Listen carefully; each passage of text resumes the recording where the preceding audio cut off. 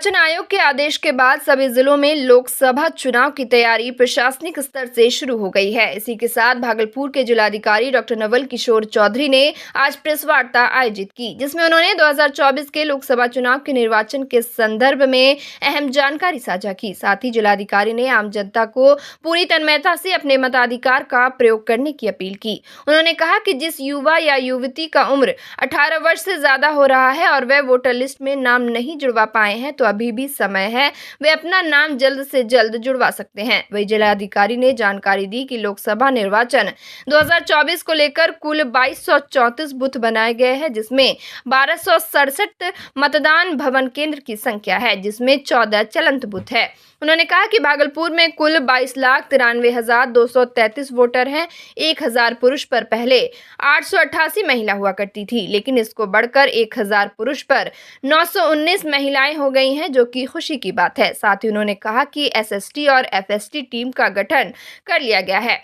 सभी कोषांगों का भी गठन कर लिया गया है। इस बार 49,347 महिलाओं का नाम जोड़ा गया है। वही दिव्यांगों के लिए ट्राईसाइकिल की भी व्यवस्था रहेगी। उन्होंने कहा कि इस बार के चुनाव को 262 सेक्टर में बांटे गए हैं। उम्मीद है सभी सेक्टरों पर शांतिपूर्ण मतदान होगा।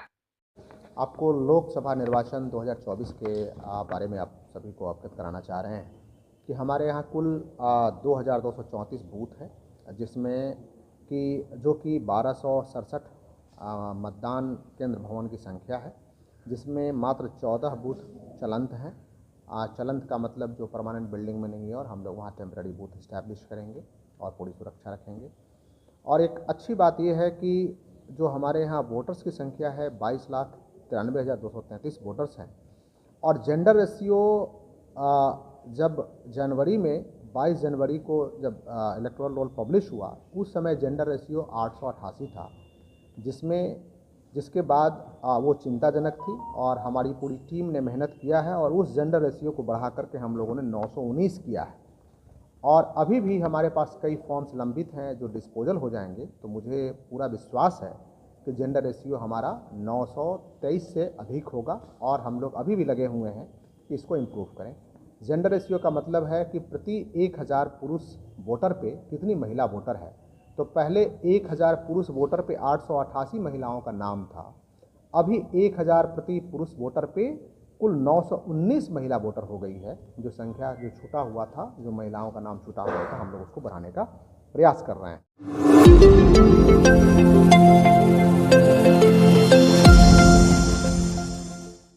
भागलपुर पुलिस ने 48 घंटे के भीतर हत्याकांड का खुलासा करते हुए हत्या में शामिल 5 अपराधियों को धर दबोचा है। इसको लेकर भागलपुर के सीनियर एसपी आनंद कुमार ने प्रेस कॉन्फ्रेंस कर कई जानकारी दी। उन्होंने बताया कि 3 मार्च की देर शाम सजौर थाना क्षेत्र के डोम बांध में मिथिलेश उर्फ मिथुन की गोली मारकर हत्या कर दी गई थी। मामले के उद्भेदन को लेकर DSP law and order Mangalesh Kumar के नेतृत्व में विशेष टीम का गठन किया गया। टीम ने वैज्ञानिक और तकनीकी के अनुसंधान के आधार पर सबसे पहले सूरज कुमार शाह को धर दबोचा। इसके बाद उसके एक बालिया बयान और निशानदेही के आधार पर घटना में शामिल कुल 5 लोगों को धर दबोचा गया।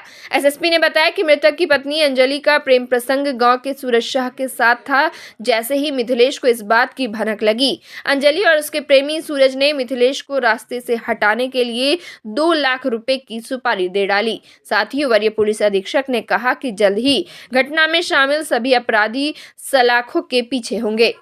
45 घंटे पूर्व सजौर थाना अंतर्गत डोमा बांध एक जगह है, वहाँ पे एक मिथिलेश उर्फ मिथुन नामक व्यक्ति की हत्या परसों अर्थात 3 मार्च की शाम को 7 से 8 बजे के करीब गोली मारकर की गई थी।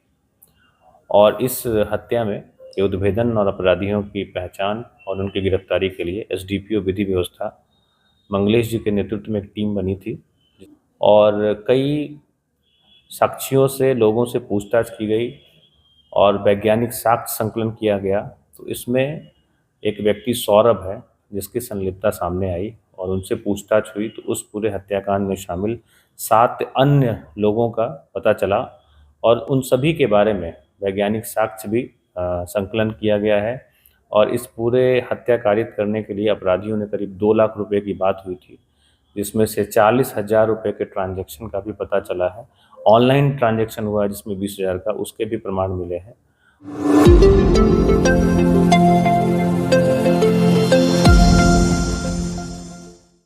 भागलपुर शहरी क्षेत्र की सकरी गलियों में हमेशा से गाड़ियों की पार्किंग के लिए दिक्कतों का सामना करना पड़ता है। सड़क किनारे गाड़ियों के पार्क होने से जाम की समस्या उत्पन्न हो जाती है, जिसको देखते हुए स्मार्ट सिटी भागलपुर में भारत का पहला 2 व्हीलर पार्किंग एवं बिहार का पहला पजल पार्किंग स्पेस 8.5 करोड़ रुपए की लागत से बनाया गया है। इसमें 44 कार और 40 मोटरसाइकिल रखने की क्षमता है, जिसका प्रयोग भागलपुर के लोग जल्द ही कर पाएंगे। ये पजल पार्किंग शहर में जाम की समस्याओं से निजात दिलाने के लिए तैयार किया गया है। बताया गया कि तकरीबन 1 महीने बाद ये आम लोगों के लिए खुल जाएगा।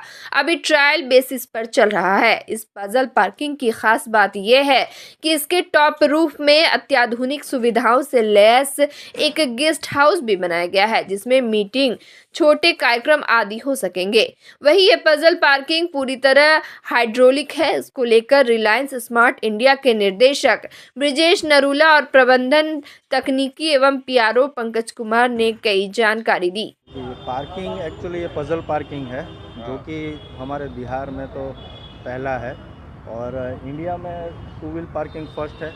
और फर्स्ट थिंग की सबसे ज़्यादा खूबसूरत कि ये ऊपर गेस्ट हाउस दिया है, वो भी हमारे पहला प्रोजेक्ट है जो भागलपुर को मिला है। जो चालू हो गया है, शहर के नागरिकों से अनुरोध होगा कि इसका उपयोग करें और शहर की जाम की समस्या से इसमें बहुत बड़ा समाधान मिलेगा। इससे आप लोगों से भी है कि आप लोग क्षमता है 44 कार का और 40 बाइक का।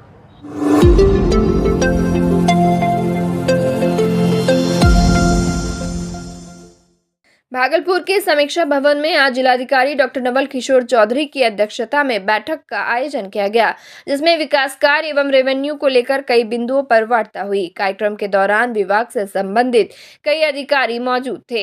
वहीं जिलाधिकारी ने कहा कि विकास कार्य एवं रेवेन्यू के संयुक्त तत्वावधान में सरकार को उचित रेवेन्यू मिले एवं शहर में तेजी से विकास हो, इस संदर्भ में कई बिंदुओं पर वार्ता हुई है। जल्द ही रेवेन्यू भी उपलब्ध होगा और विकास कार्य भी धरातल पर दिखेगा। अभी विकास समन्वय समिति की बैठक थी आज, जिसमें विकास है और ख़ास करके जो रेवेन्यू है और दोनों डिपार्टमेंट या विभिन्न विभागों के बीच में जो समन्वय का अभाव है और उस समन्वय के उसको हम लोग कैसे बेहतर बनाएं ताकि सरकार के विकास कार्य बेहतर तरीके से हो सके। इसी में विभिन्न अधिकारियों के साथ अभी बैठक की गई है और हमने निर्देश दिया है कि विकास को और हम तीव्र गति से कैसे कर सकते हैं। तो मुझे भरोसा है काफ़ी जल्द इसका लाभ सभी लोगों को मिलेगा।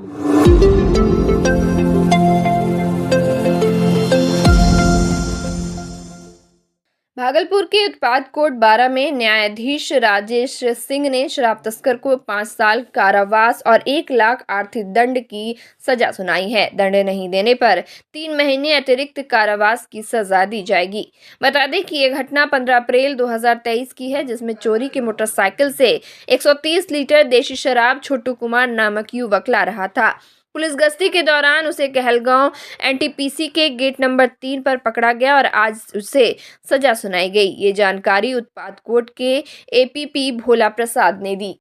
माननीय श्री राजेश सिंह उत्पाद कोर्ट 2 एडीजे 12 में एनटीपीसी थाना कांड संख्या 3423 स्पेशल एक्साइज 1992-23 धारा 30A एवं 414 आईपीसी में सज़ा सुनाई गई।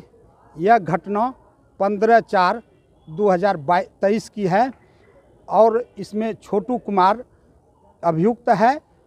उस 15/4/23 को पुलिस को खबर मिली कि एक भागलपुर के तरफ से एक मोटरसाइकिल पर शराब लेके आ रहा है। एनटीपीसी गेट नंबर 3 के पास वाहन चेकिंग लगाया, वहाँ पर वाहन को पकड़ा गया और उस वाहन से 130 लीटर देसी शराब बरामद हुआ।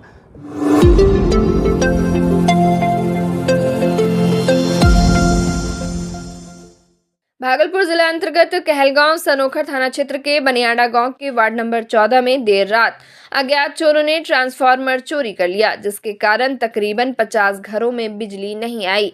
बिजली नहीं होने से गांव में पेयजल की भी समस्या गहराने लगी। घटना को लेकर बताया जा रहा है कि 16 केवी का ट्रांसफार्मर जमीन से लगभग 10 फीट ऊंचाई पर रखा गया था, जिसे चोरों ने चोरी कर लिया। सुबह जब गांव के लोगों को चोरी होने की जानकारी मिली तो सभी ग्रामीणों ने सामूहिक रूप से हस्ताक्षर कर सनोखर थाना को अज्ञात चोरों के खिलाफ आवेदन दिया है।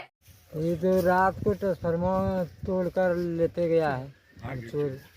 लेते गया, क्या परेशानी होता है? परेशानी हम लोग अनार में रहते हैं सब कोई। ये ट्रांसफार्मर जो चोरी हुआ चालू था? चालू था।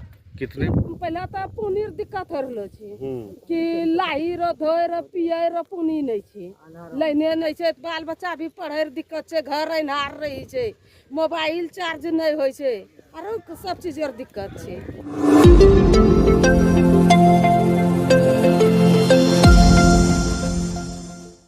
पश्चिम बंगाल के संदेशखाली में महिलाओं के साथ हुए अत्याचार को लेकर देश के युवाओं में आक्रोश है। इसको लेकर आज तिलका मांझी भागलपुर विश्वविद्यालय अखिल भारतीय विद्यार्थी परिषद के दर्जनों छात्र छात्राओं ने विश्वविद्यालय के TNB college boys common room के समीप इस अत्याचार के विरोध में धरना प्रदर्शन एवं आक्रोश मार्च निकाला। आक्रोश मार्च के दौरान बंगाल की मुख्यमंत्री ममता बनर्जी के खिलाफ सबों ने जमकर नारेबाजी की, साथ ही महिलाओं की सुरक्षा और उनके अधिकार को लेकर आवाज बुलंद किया। मौके पर अखिल भारतीय विद्यार्थी परिषद के मंत्री आनंद राज, हैप्पी आनंद, छात्रा प्रमुख के अलावे दर्जनों छात्र छात्राएं मौजूद थे। बंगाल में जो दुष्व्यवहार हुआ जा रहा है छात्राओं के साथ, सबके साथ, तो इन्हें हमें आवाज उठाना चाहिए इन पे, क्योंकि कितना बर्दाश्त करेंगे, क्योंकि ममता जी तो कुछ कर नहीं रही है। इसीलिए हमें ये धरना निकालना पड़ रहा है कि हमें लड़कियों को बचाव करना होगा, हमें आवाज उठाना पड़ेगा। कितना कोई बर्दाश्त करेगा? कोई बर्दाश्त नहीं करेगा। आज हम लोग एक धरना निकाल रहे हैं, जो धरना प्रदर्शन कर रहे हैं, जो हम ममता जी तक पहुंचाना चाह रहे हैं। विद्यार्थी परिषद के द्वारा पूरे देश भर में एक साथ संदेश खली में महिलाओं के साथ छेड़छाड़ की जो घटना हो रही है, उनके सील को भंग किया जा रहा है, उसके मर्यादा के साथ खिलवाड़ किया जा रहा है और जिहादी मानसिकता के द्वारा उनके घरों को लूटा जा रहा है। उसी के विरोध में आज हम लोग आक्रोश मार्च और धरना प्रदर्शन कर रहे हैं।